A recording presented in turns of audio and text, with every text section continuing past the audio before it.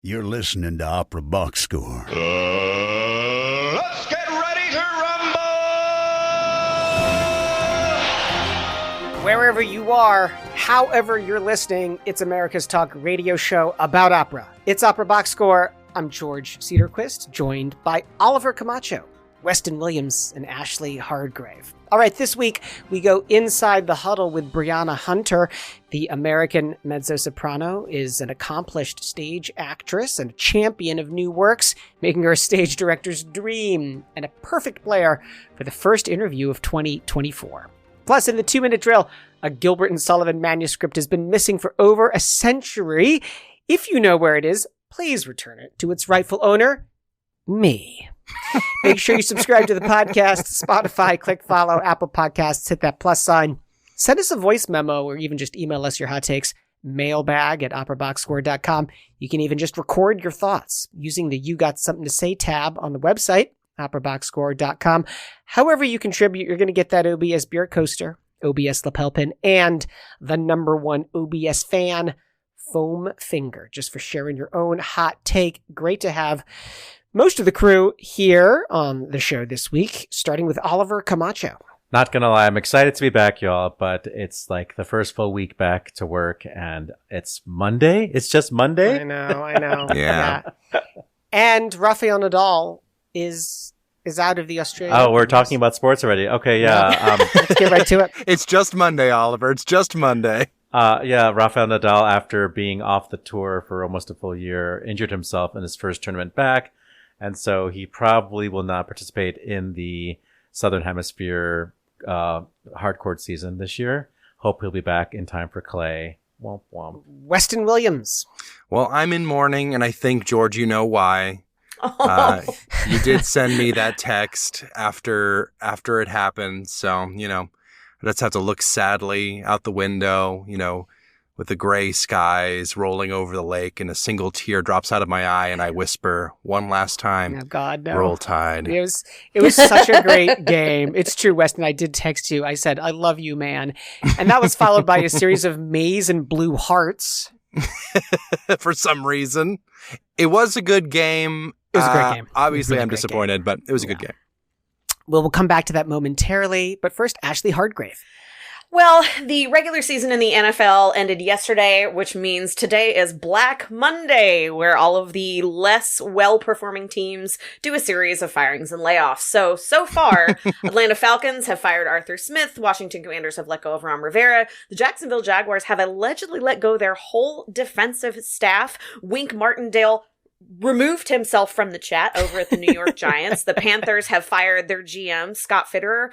But throwing professional football aside, right now the college football championship is happening. And right now at the half, Washington Huskies are trailing the Michigan Wolverines 17-10.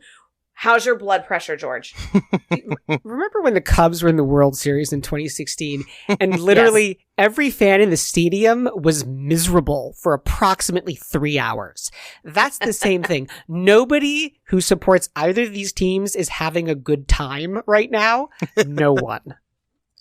Now, just to go back to the Michigan-Alabama game on New Year's Day, there I was watching the game with my family, got up, ready to go.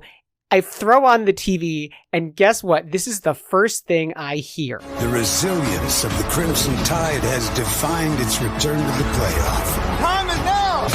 They were drawn here by dreams. Where else would y'all rather be? They could leave with the reality of a chance at a national championship.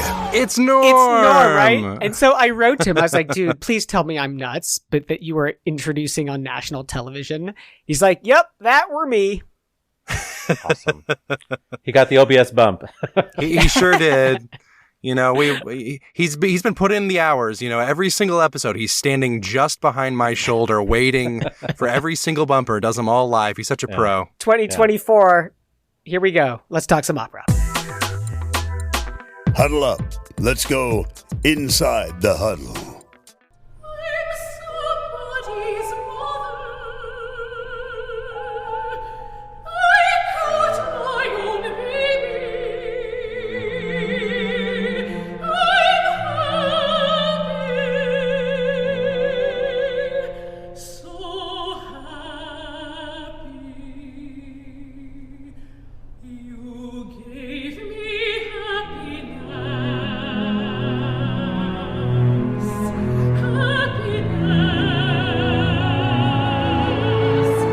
Briana Hunter has been hailed by Opera News as a mesmerizing mezzo-soprano with a fiery theatrical presence and dynamic vocalism.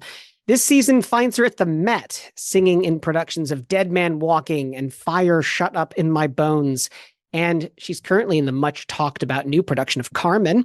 Her debut solo album, Dispersed and Transcendental Chants, was released in November. Briana joins us from New York City. Thank you so much for hanging out with us.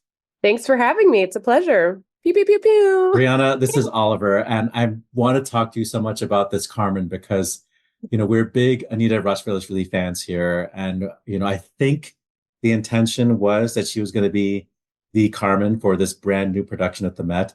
And now it's Igor Akhmeti. Oh, God. Akhmetshna.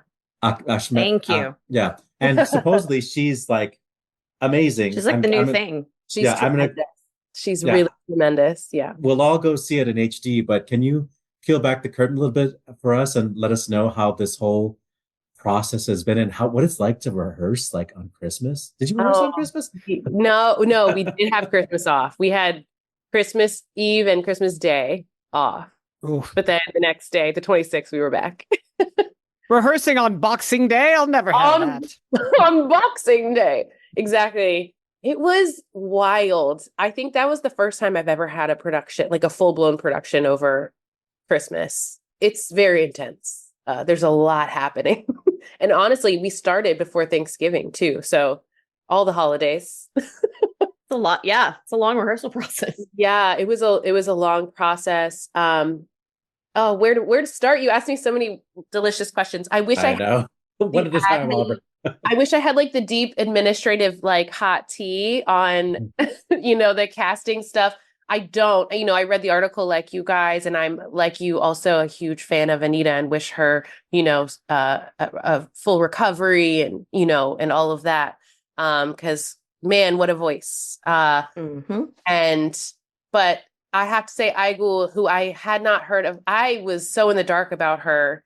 She's incredible. Not only is she an incredible performer and singer, but an incredible human. Like we all got along. I think that was the most pleasant surprise, was just how much we really genuinely got along as castmates. All of us, all the smugglers, the whole gang. And it's just been, even in the challenges of the production, it's like that's kind of the thing that got us through. The challenges of the holidays, the challenges of, illness and chaos of holiday season. It was really nice. She's such a lovely anchor, I think, and leading lady, even as such a young person. She's only 27, and you would think she has this kind of deep,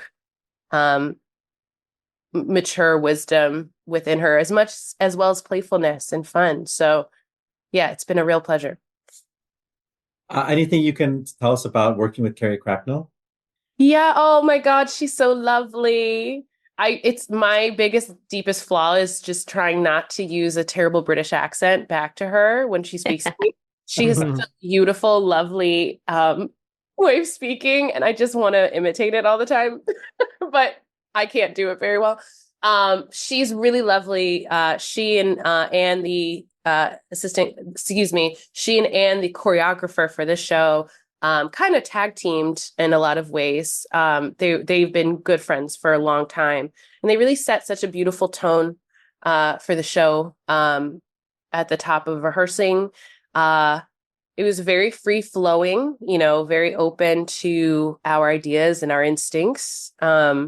Yeah, she does come from a theater background, so I think she was also getting a little bit of a trial by fire working within opera. But I think, again, I come back to the cast being so wonderful because there could have been other people she had that were less flexible.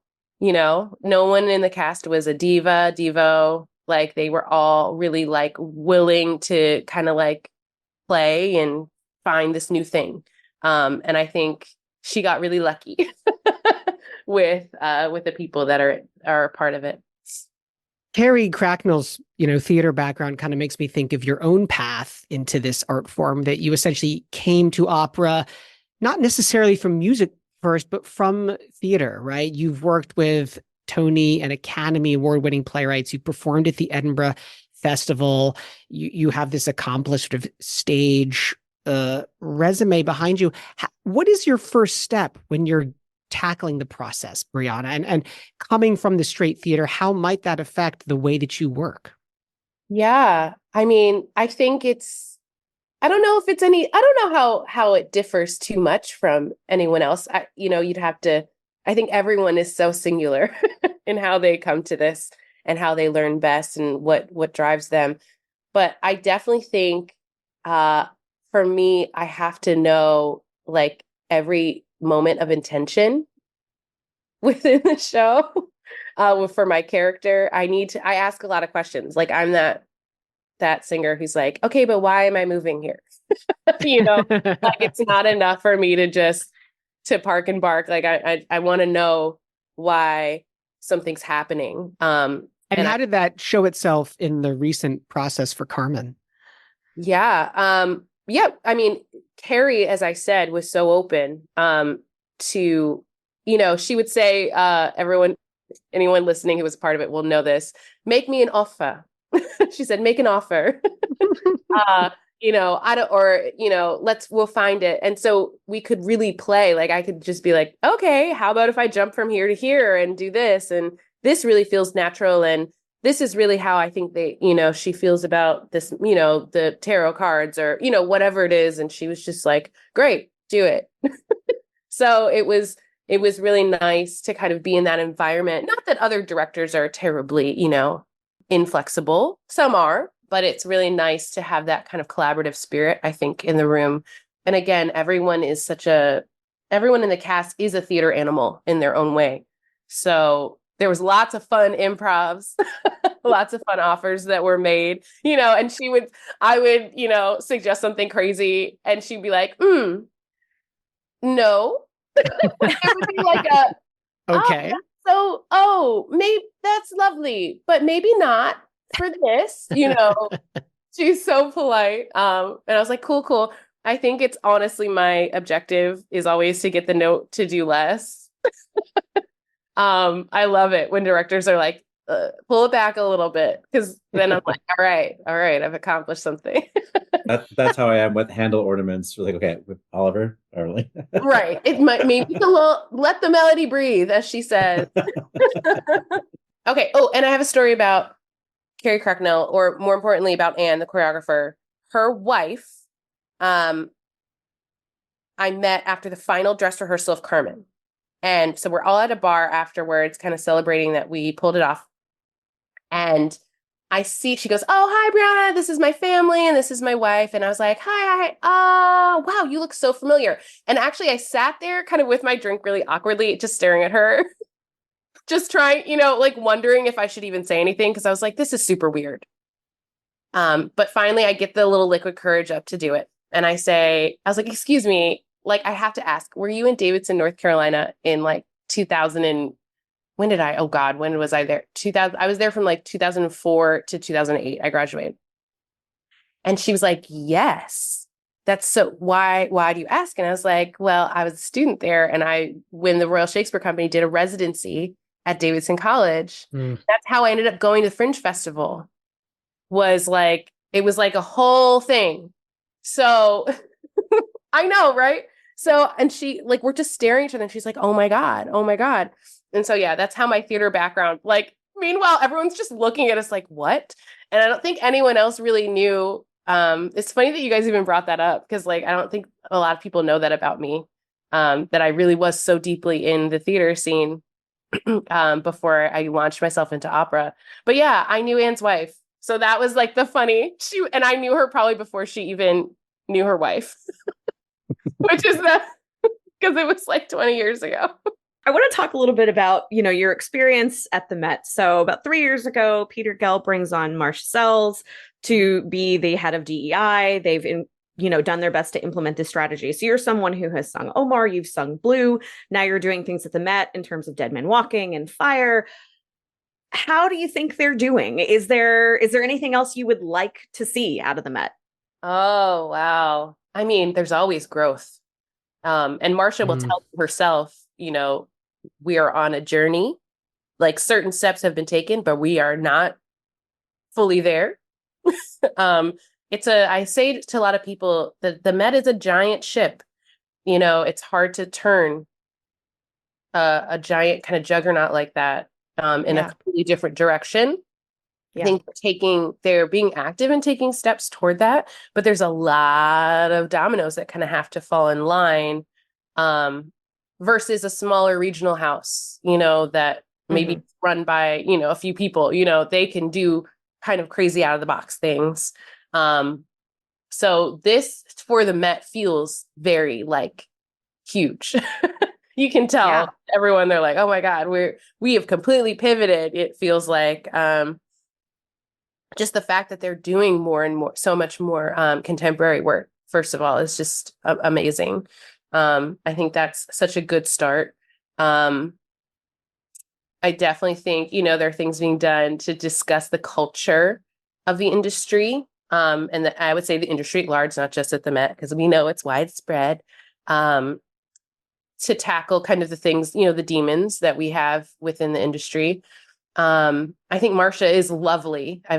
I speak to her like, you know, not because she called me into her office, but she's very visible presence in the building. And she makes it a point to kind of, you know, get to know people. And so I've had many lovely, wonderful interactions with her. What else to say? It's just really nice. Also getting like new blood, because I think having more contemporary works also allows you to bring in people like me who've been doing them outside of the Met for so long, you know, who deserve to be heard on that stage too. So that's been really, really lovely to see like friends and colleagues and people I've just admired from afar getting the opportunity to do what they do so amazingly well on that stage, who maybe they weren't cast as Mimi and you know, one of the many Bohèmes, or you know, maybe they weren't seen in a certain way for the traditional roles, but man, are they great at these, you know? So I think it not only opens up new works to their audiences, but it introduces new artists to their audiences and to the Met, and that also kind of transforms, you know, the way things, the ethos, I guess, around the Metropolitan Opera. Well, I feel like your brand is sort of being built on these new operas, but is there actually some standard core repertoire that you hope, now that you're in the mix, you would get a chance to sing? Yeah, absolutely. I was actually just talking about this to some folks. You know, I think eventually I really do want to get into, you know, this is like, I mean, I would love to do a Carmen one day myself. I would love to do a Norma, like an Adalgisa. I love I actually really like Baroque music. I like Handel as well.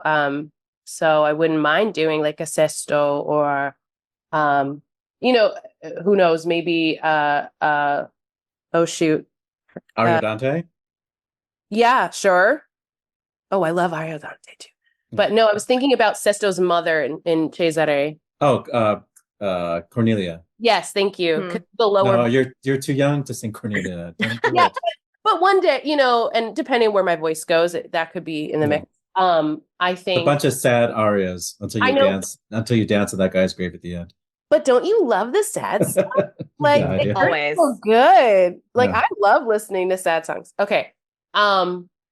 Okay, Yeah. you put it out. You put it out there into the we're going to speak it into I existence. have. we're manifesting it right now. Charlotte Inverter is a huge one for me. Yes, ma'am. That would be yes. Anything like that's French and obscure, also, I'm in. Like that's my bag. Cool. Well, whichever of these stages you end up on, I'm going to need you to steal some of these costumes from the Met production of Carmen, because the blue jacket that you're wearing in the press shots, I live for it, and I need you to own it in real life. Listen, I have tried to walk out with that. They actually built that one for me, which was really awesome. It's amazing. Yeah, it's really cool, right? It's a cool jacket. I know, and I want my wig. It's so good. Yes, the wig is delightful. Can we talk a little bit about Rhiannon Giddens and Michael Abels's Omar, Sure. since you've been a part of that, and I feel like we have to talk about this show so people know that it's out there and that it gets produced. And yeah, you're very close to the time of its creation. So were Giddens and Abels on site for your production? Yeah, I would say Rhiannon came in, she's so busy. She wasn't there the whole time. But both of them definitely made appearances several times throughout. But it was, she actually, one of the most memorable days with her was she came in and did like a whole lesson on square dance.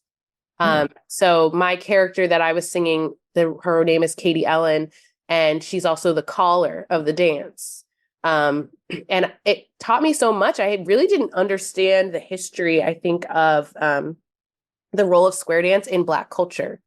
I think you think most people, we jump to like rock and roll or rhythm and blues and things like that. But like square dance, which is like the most, like in my brain, and they're stepping on like 1 and 3.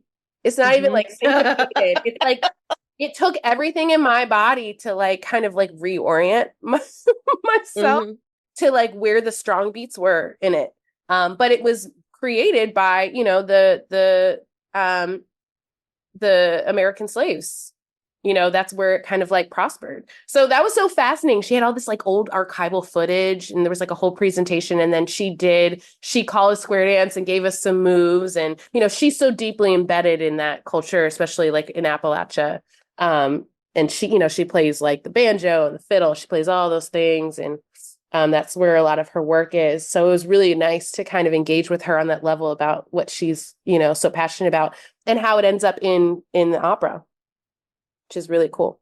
Are you now a fan of the Carolina Chocolate Drops? I am, yes. Of course. So before we started recording, you were telling us about the Artist Propulsion Lab, which is something you do for WQXR. Can we talk a little bit about that? Yeah, I mean, it was tremendous opportunity, something that was born out of the beginning of the pandemic. WQXR, the radio station, wanted to give, artists an opportunity to keep creating.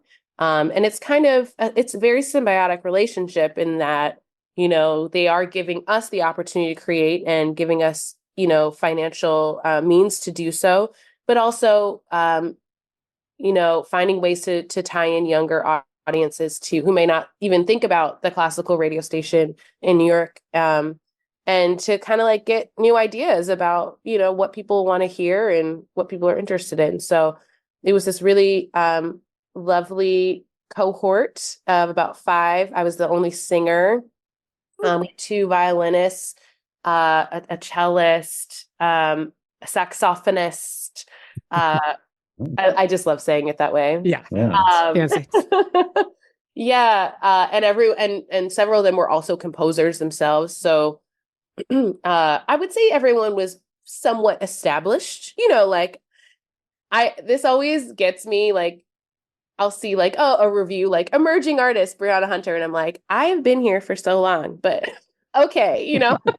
It's kind of that where like people who I think are very well established, but may not be super well known, I guess is the sweet spot for describing the artists. And everyone just had their own kind of like mission. And when I applied, or someone recommended me, I hadn't even heard about it. Someone recommended me for it, and they sent me an email and said, "Hey, would you like to apply? Here are the parameters, blah, blah, blah." And I thought about it, and I was like, I just really want to focus on Black women, like in classical music. Like, I just feel, that's a voice that I just want to hear more of. Those are voices I want to hear more of, and perspective I want to hear more of. And so that was my little like video interview. And I just said, "Hi, I'm Briana, and I care about Black women, period." And yes, they were like, "Come on." I said, "All right." So that's kind of how that all started. And I got to collaborate with Jasmine Barnes, composer Jasmine Barnes. Oh, we love the her. Song cycle. Yeah, me too. Based off of the poems of another wonderful Black poet, Rio Cortez. who I discovered in the New Yorker one day. I just fell in love with her poems, and I bought her book of poetry, Golden Axe.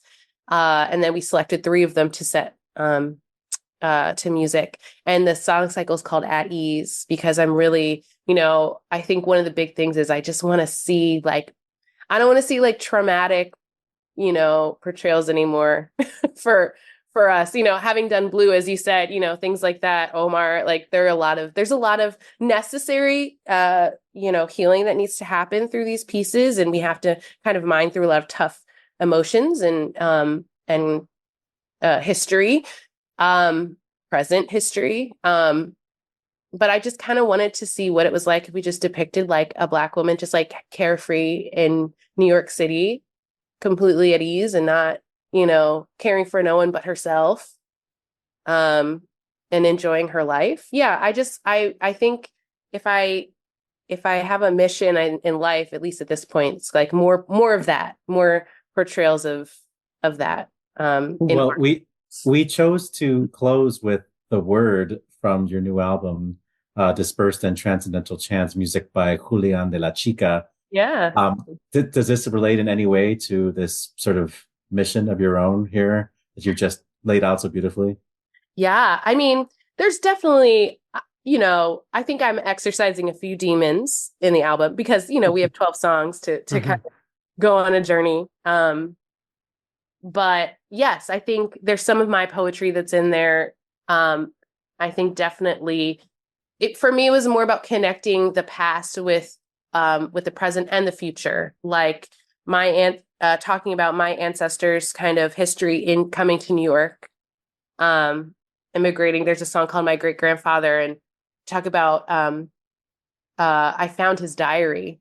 We found his diary from the 1930s, and he wrote, he started on January 1st, like a typical, person, new year, new me. Right. Wow. And he had immigrated from the island of Montserrat, and his the first several entries are just it's cold. It's very funny. He's just it's very cold, and it's cold again. But then he kind of gets into, he's oh, the Germans have invaded Poland, things that are looking great. He starts talking about her events, and then he gets really deeply philosophical, and it's, I'm so, I love the phrase, we are our ancestors' wildest dreams. I love that each generation kind of picks up the baton and takes it further than the previous was allowed to go. And so, he could only climb. He was also a violinist, a concert violinist. But the only job he could get was operating an elevator at the time. So it's I like to connect those little dots of my life and my history, as well as the African diaspora at large, because I think we are all kind of connected. And then it kind of coalesces into my life here in New York in the very end. So yeah, it's a super nutshell. Okay. It's a version of a larger concept. Briana, as we wrap things up with you on our opera sports talk radio show, the sad way to wrap up would be to talk about the collapse of your Philadelphia Eagles. Oh, it's painful.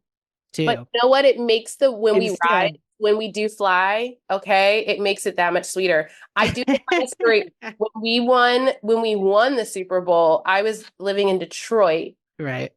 In, what was it, 2018? Mm-hmm. Yeah, 17, 18, somewhere in there. Yeah. 17, I was there for 2 years, so I can't remember which year. But there was snow in the ground. I ran out to the snow without my coat and just ran around like an absolute lunatic. And I'm in a bar in Detroit, and no one else cares that we won. But I was so deeply excited that I just launched myself into the snow, screaming. So that's why we stick around. Okay. It's eventually it's going to pay off. Remind us where to listen and find the album Dispersed and Transcendental Chants. Yeah, you can find it on Spotify and Apple Music. Available on both of those platforms. And yeah. Briana, thanks so much for hanging out with us on the show. Thank you. Thank you for having me. I am drowning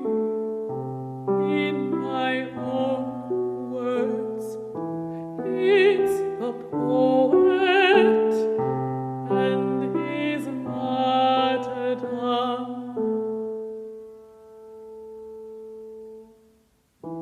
I cannot breathe.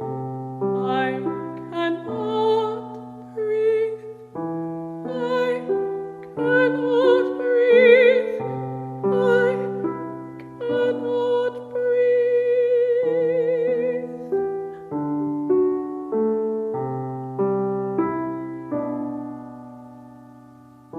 The room is dark.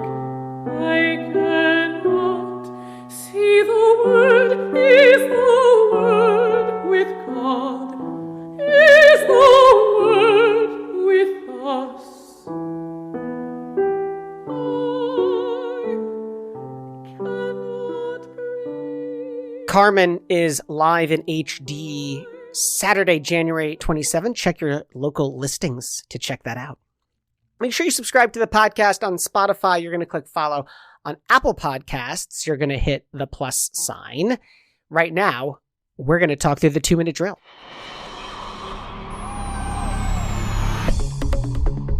This just in, the 2-minute drill. All right, listen up. Here's everything you need to know about what happened in Operaland since, December 18th. An article in the New York Times details Anita Rashvelishvili's vocal problems and how they've affected her professional and personal life. Loss of strength and changes in hormone level after giving birth to her son have left the mezzo struggling to recover. Rashvelishvili opened up about her struggles and suicidal thoughts and depression since the vocal change caused by the birth. The vocal problems are gone, she said. I'm just battling with myself and my head to make sure that when I go on stage soon, I will feel calm inside. The Portland Opera in Oregon has announced that it will sell its headquarters building, the Hampton Opera Center, in order to make ends meet. Since the company reopened its doors after the pandemic, ticket revenue has remained low, down by over 29% over the 2018-19 season. The sale will not affect the opera's current 60th season. Pretty Yende has been named Fashion Line Dior's newest ambassador. Yende, who will represent Maria Grazia Chiuri's collections, announced on social media that she is the first opera singer to be an ambassador for the brand. No word yet on how many free handbags we're going to get if we book her for OBS. Call me pretty. A nightgown that Maria Callas wore in a 1955 production of Il Turco in Italia at La Scala has been rediscovered. Careful examination of the costume piece identified it as the same nightgown from a production of La Sonnambula earlier that year, which also starred Callas. Oh, does this count as one of our hashtag Callas 100 facts? I think it does, because we don't have that segment today. Roberto Alagna has issued a clarification following his co-signing of a letter in support of Gérard Depardieu after the French actor was accused by 13 women of sexual assault and harassment. In a social media post, Alagna said, "Was I set up? I was contacted about a petition denouncing the media lynching of Depardieu. I agreed to support it without having read the written version. I've always been against all forms of violence and aggression. I also make a point of never passing judgment on my neighbors. I trust in justice, which alone must judge." Very clear response there. Okay. George, your time is now. A call has gone out for people to check their shelves for a missing Gilbert and Sullivan opera. The original score of Utopia Limited was sold in 1915, but its current whereabouts are unknown. Music researcher Colin Jagger, who is tracking down all 13 original GNS scores, is convinced that it has survived, but told the BBC, "We have no idea where it is now. It could be in a loft or it could be on a shelf. It's very thick, a bit bigger than A4, not quite as big as A3, and it's hardbound in leather and handwritten. Everybody, check your stash." In trade news, Opera Kiel has named Gabriel Feltz as its next general music director, transferring from Dortmund Opera. Marilla's executive director Jean Kellogg is retiring this month, and Austrian mezzo Angelika Kirchschlager is leaving the opera stage, stating that her current role in Sweeney Todd will be her last. Exit stage right. American conductor and administrator Robert Lyle has died. Early in his career, Lyle won the American Symphony Orchestra League's national conducting competition before going on to serve in leadership positions at Knoxville, Mississippi Opera Grand Rapids, and New Orleans Opera, where he served as the general and artistic director for 23 seasons. German baritone Hans Helm has died at the age of 89. Helm performed at a number of German opera companies, but was primarily associated with the Vienna State Opera, performing there for over 25 years.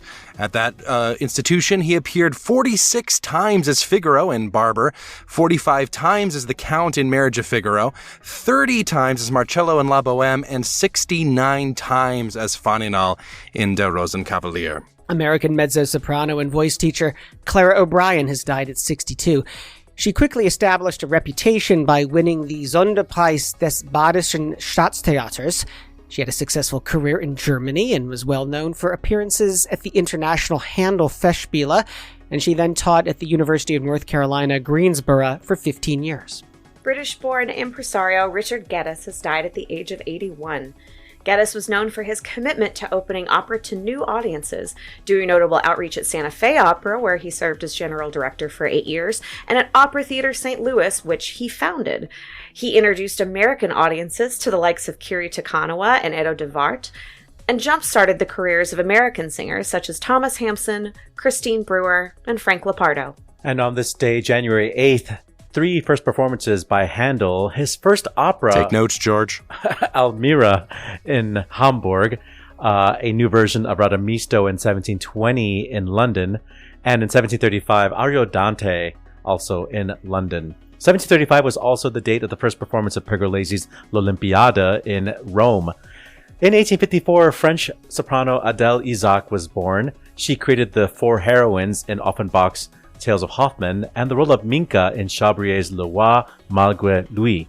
In 1887, German bass baritone Benno Ziegler was born. He created the role of the husband in Von Heute auf Morgen, an opera by Schoenberg, which is, according to Weston, a bop. In 1896, Czech composer Jaromír Weinberger was born. 1923, Giorgio Tozzi was born in Chicago. In 1923 as well, we had the first broadcast of an opera direct from the BBC. That was Mozart's The Magic Flute. Evelyn Lear, the soprano, was born in Brooklyn, New York in 1926. In 1937, American composer Robert Moran was born in Denver. American composer David Lang, happy birthday, was born in 1957. And in 1963, it was the first performance of the second version of Shostakovich's Lady Macbeth of Mtsensk. Not really an important on this day fact, but anything Shostakovich gets to be on OBS thanks to Weston. You're welcome, everybody. And that's your 2-minute drill.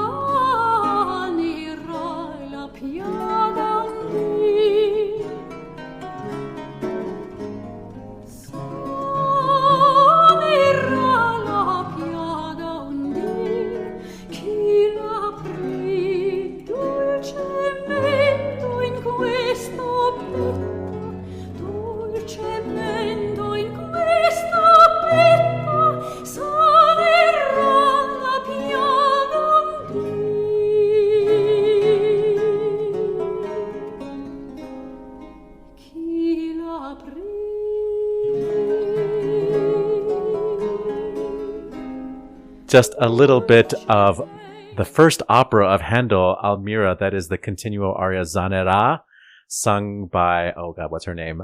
Anne Monoios, from the recording conducted by Andrew Lawrence King. Almira is a really good opera for a first opera for, a composer who didn't really know how to write for voices yet. Yeah. It's a really good show. So I stand. And George knows it like the back of his hand. Yes, Almira and I, we go way back. Yes. It's been a while since we've done a drill. I had a couple, episodes off. Some stuff to talk about, but we want to go first to some breaking news that we're picking up here as we're taping live. And it has nothing to do with Michigan getting an interception off of Washington to start the second half. Ashley, please continue. So, according to the Associated Press, they announced this just a little bit ago. The estate of Lois Kirschenbaum. I don't know if you guys remember Lois Kirschenbaum. She was a fixture at the stage door at the Met for years and years and years. She collected a ton of autographs to the point that opera singers would show up at her birthday parties. A couple of names that we want to mention. Some of them we might not. But she was the ultimate opera fan. And she passed away a couple of years ago, I think in mid 2021. And it's just been announced that her estate is settling and they are donating $215,000 to the George and Nora London Foundation for Singers at the Met. So that's going to be announced officially and the award's going to be given at the 52nd ceremony that's going to happen on February the 16th. But that just came out today. So thank you, Lois, for investing in future singers. Always nice to have a breaking story that is up to date, and then it'll be published 2 days later, and it'll be out of date again. Yes. Well, it was breaking today, okay? So one of the stories that came out right as we were taking our little Christmas break was this Anita Rashvili, very intimate article, public article about a very intimate subject, which is a subject that we've been talking about here on OBS for a couple of years now. Obviously, this story is very high profile because it's Anita.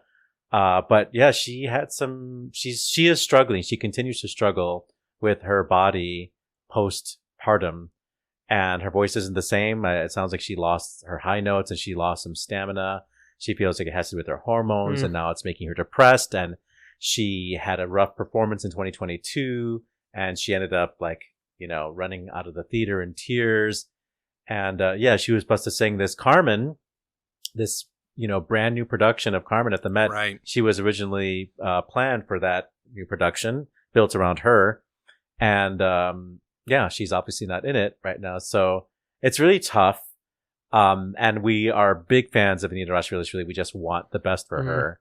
I will say that there's more to the story. There are some people who have responded to the story saying, why wasn't a OBGYN or some kind of healthcare professional interviewed for this article? Why is it just about, Who cares? Woman on the panel, who cares? Well, Ashley has given us the definitive answer for that. I actually want to hear more about either your thoughts, Oliver, or what you've heard from other folks. But before we do that, I just want to make note of and I hate that this term is overused in so many of these quote unquote embarrassing for female situations, the bravery that absolutely. It took to be as public and forthcoming with her story and her experience, because the voice is such a vulnerable thing to begin with. The ability to make life is also a pretty vulnerable topic. And when those things have somehow started to fight against each other, that's a really hard thing to deal with. And so I am grateful to Anita. She's already shared so much of herself with us and with the world and with the music world in general. But for her to be able to find the fire within to be public about this, I think it's really important. She didn't have to do this. She didn't have to talk more about this, but I'm grateful to her because her story it's famous right now, but it's not unique when it comes to female singers that choose to have children. So I am grateful to her and whoever convinced her that this should be something that is talked about. Yeah, I agree with that. I don't take anything away from Anita. I misspoke. It was an ENT or a laryngologist who wrote a response saying, one, I don't know Anita. I don't take care of her. I have no personal knowledge about her vocal health or her medical records. And he also says, I think Anita's brave to speak about her journey. But he says, if you're going to write a piece about the industry, about programming, about socio-cultural forces that shape a singer's trajectory, speak with singers, managers, and impresarios. If you're going to write a piece about vocal injury and rehabilitation, about vocal cord surgery, about pelvic floor rehabilitation, speak with singers, doctors, speech language pathologists, voice coaches, physical therapists. We are out here doing the work. Some cases are harder than others, but an entire army of devoted professionals routinely help singers rebound from injury and setback. And there's a steady wave of incredible emerging voice science rising to meet the art of singing, it's actually not such a massive, impenetrable mystery, the voice. I am a laryngologist in a vocal metropolis blessed with many excellent laryngologists. I hope I'm saying that right. Jeez. And I personally know literally hundreds of singers who have recovered successfully and fully from vocal injury. They are often loath to share their stories because of BS articles like this one that purport to give singers a platform, but which instead serve further to perpetuate stigma about injury and setback, and therefore increase fear, anxiety, and isolation. An article genuinely in support of a singer does not feature a clickbaity headline such as this one, which implies an ignorant answer. We who love taking care of singers are rooting for Anita and for all singers, and we are here to help. Sensationalistic, poorly researched, and uninformed pieces like this do not, in fact, help. What a backhanded show of support that's all about him. I'm just going to assume he's male. It does feel a little, not necessarily a totally fair representation of the article. I read it and came across, much more, I think, it's a very evocative article, genuinely harrowing. It's not really as much about the physical problems with the voice as it is about the mental load of suffering that kind of injury or vocal change for an artist like this. And the mental health is important too. And I think, certainly, getting some mental health professionals to be interviewed as well is fine. But I think this article is well worth anyone's time. And if you disagree with me, let me know at operabox. What is it? What mail at operaboxscore? Mailbag. Listener mailbag. Let me know. Criticize me or Ashley or Oliver. That's always fun. But check out the article. You've tackled that article. I don't need to chime on that. Something else that bothers me about the drill this week is Portland Opera selling the Hampton Opera Center. So it is not an attractive building. It was previously owned by a TV station. But who in the world is going to purchase this? I don't know. I mean, I guess well, now's your time. Any up and coming opera companies, I guess. Yeah. Or TV stations. That's for that true. matter. I guess so. Yeah. Well, I mean, when they bought it, however many decades ago, I think they've had it for like maybe 15, 20 years. Yeah. Please don't quote me on that because I can't totally remember. But they bought it for like, yeah. Okay, so 20 years, yeah. It was $5.7 million then. Mm-hmm. It's going to be worth a chunk of change now. And Portland is a city that is, experiencing a lot of renaissance and growth and development. So there might be a market for this. I think they might be making the right move. It makes the company now sort of itinerant. And obviously lots of opera companies have been that. They can rent venues.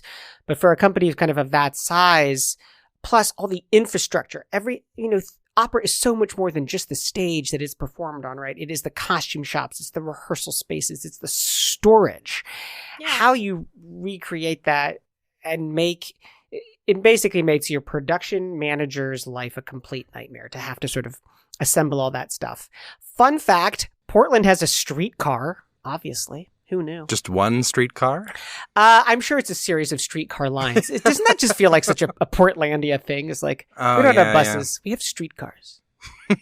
George, since you have England as part of your identity, can you explain to us the difference between A4 and A3 for us Americans who don't know paper sizes? A4 is like the sort of 8.5 by 11 size. Okay. Got it. A3 is twice as big as A4. So A3 is the more like, I guess we would say, ledger size.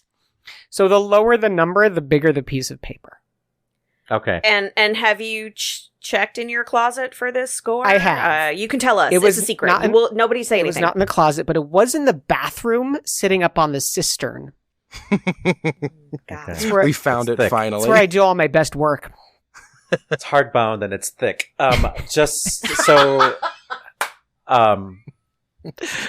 we understand that system of numbering papers there. It's like when you buy seafood by weight, if it's like U16, like it's shrimp. bigger.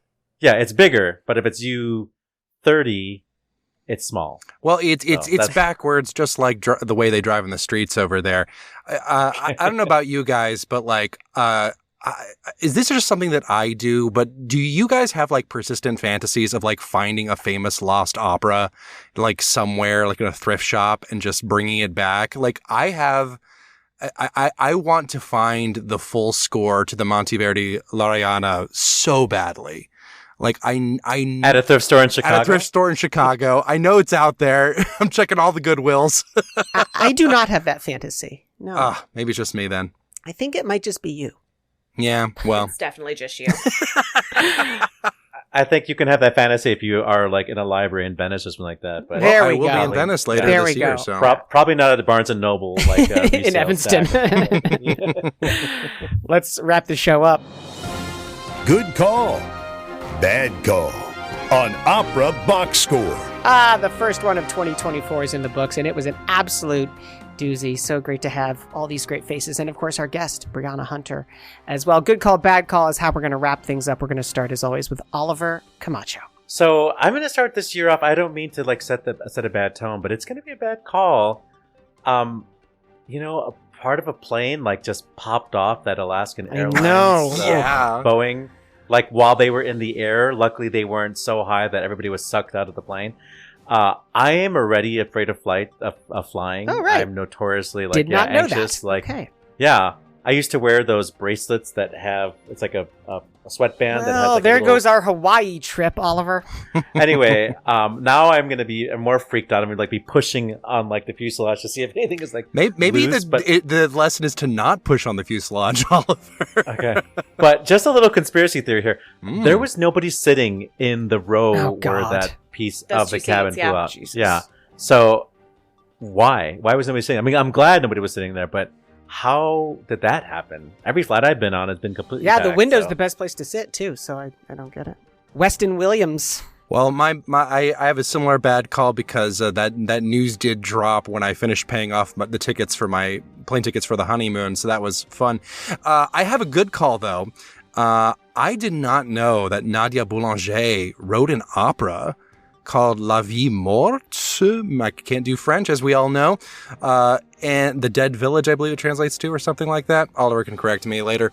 It is actually receiving its American premiere in April and is opening with Greek National Opera. It's a co-production with Catapult Opera and Greek National Opera. It's opening at Greek National this month.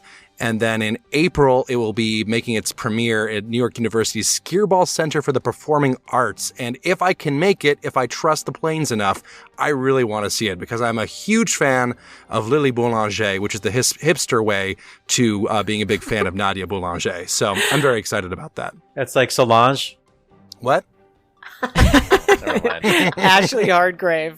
Listen, I don't know if this is good or bad. It's just messy. 2024 is already, we're a weekend, and 2024 is messy. It's moving too fast. It's wearing me out. So Gypsy Rose Blanchard is out on parole. The Epstein docs are dropping daily. What the heck, Stephen Hawking? Oh my God. Plane Doors, which we've already covered. And then somebody please help me make sense of this Cat Williams interview with Shannon Sharp. I'm confused. I'm conflicted, and I have questions. So my call is 2024 needs to slow down. My friend, you have questions. You certainly will not get answers with this crew. I can tell you that much. I also have a bad call. Gosh, we are getting off to a dreadful start in 2024. Mine is some more audio as well. Check this out.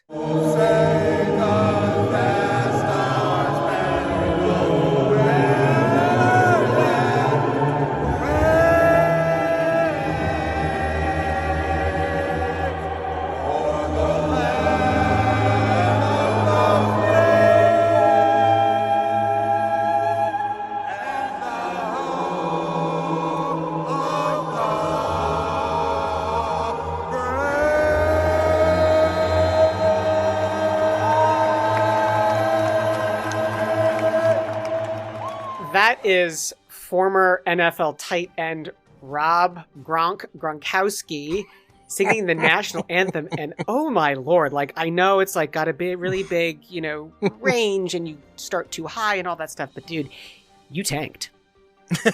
I don't know anything about his personality. It's just I've always liked looking at He's him. cute as a button, but oh my goodness, Yeah. that was just dreadful. Hey, that is it for this week's edition of America's Talk radio show about opera. Hey, make sure you subscribe to the show wherever you get your podcasts. Get your voice heard and find links to stuff we've talked about at our website. It's operaboxscore.com. That's also where you can put your money where our mouths are. Start the year off right by giving back to the OBS using the Support the Team tab. Your announcer is, in fact, that guy, Norm Waddell. Your creative consultant is, of course, Oliver Camacho. And yes, your audio editor is Weston Williams.